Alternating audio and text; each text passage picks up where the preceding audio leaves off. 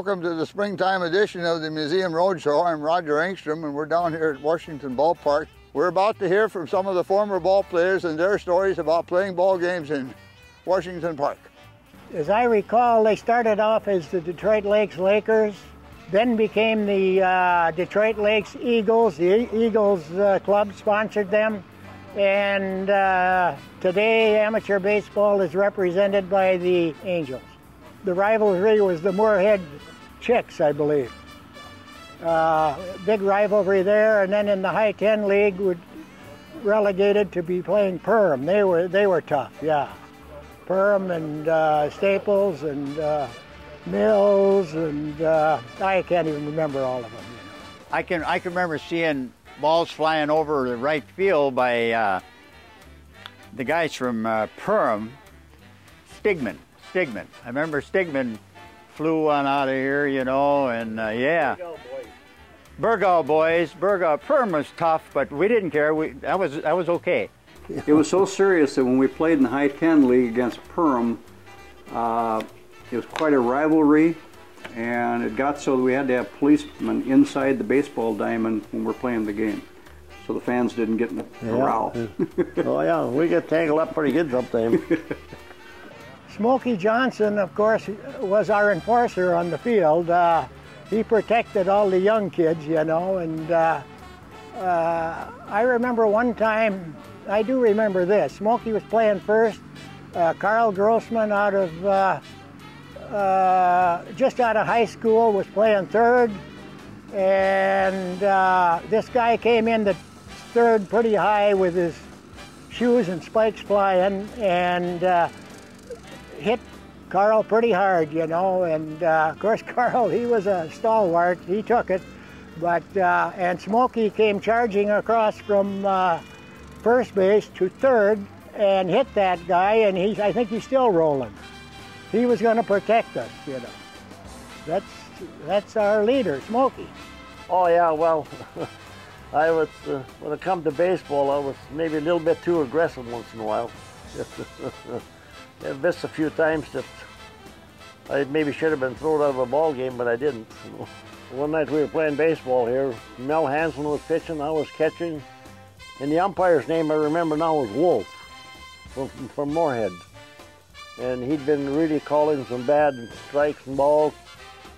So Mel Hansen called me out to the mound, and he says, you call for a curveball, he says, and stay down, he says, and I'll throw a fastball. So that, but don't get up, he says, just let it go over your head. And I did that, you know, and it sailed right over my head and then hit the umpire right in the throat. He couldn't even talk for quite a while afterwards. And Mel Hansen, I can see him laughing out there yet.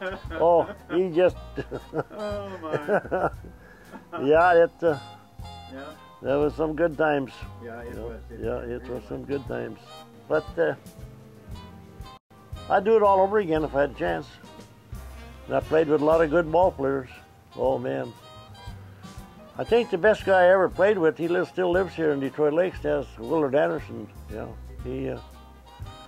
he was one of the outstanding ones. But I played with a lot of guys that had played professional ball here too, you know, with Lorne Bain and Doc Nolden and Kenny Severud and well, Tom Mee, he used to play here with us. He was the official scorer at the Minnesota Twins for a long time.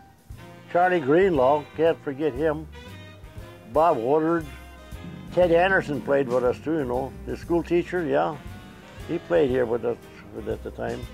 It's hard to remember all of them, but it was sure a wonderful, wonderful career, I'll tell you. It was a pleasure for a young guy like me to play with guys with that kind of talent, as it was really a fun time, because you could really appreciate baseball the way they played it. Now this is the picture we took when we went down to the state tournament in 1955. And taken in Chaska? Yeah, in Chaska, Minnesota, yeah. And we got whopped the first game. But in that game, Why, that's what we were talking about Bob Woodard when he came up the first time. He was the leadoff hitter. The first pitch, he hit it out of the ballpark.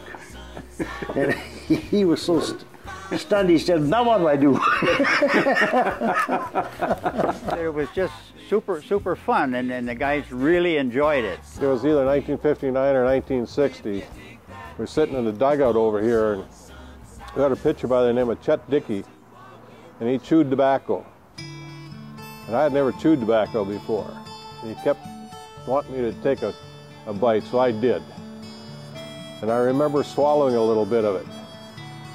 And I bet I was as green as the grass. And I thought I was going to throw up, but I didn't. But I got mighty weak and dizzy, and so that's the last time I tried that.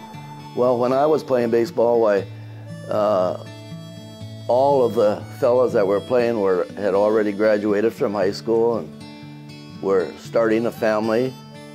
And so consequently, we always had a kind of following of kids and stuff at the games, playing together. My daughter still talks about that, meeting Smokey's daughter, and Charlie Greenlaw back in those days was playing too, and his kids were there.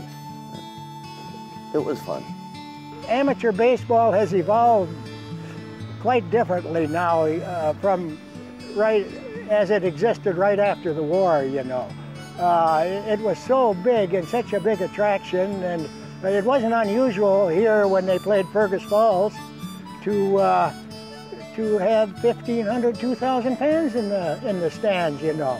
And that's great for amateur ball.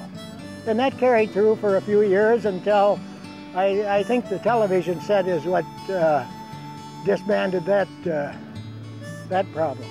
I know it was a lot of fun, and met a lot of good people, that's for sure. And I don't know, when I was growing up like that, that's all I wanted to do was play baseball. To get done work, don't eat supper, go down and play ball, you know. Go play someplace and come home and go to bed and go to work in the morning, and kept on like that all the time. But baseball was good to me, I'll tell you that. And the fans were tremendous. The stands were just full at that time, you know. That's the only difference now, I guess, with baseball is they just don't draw the crowds like they used to.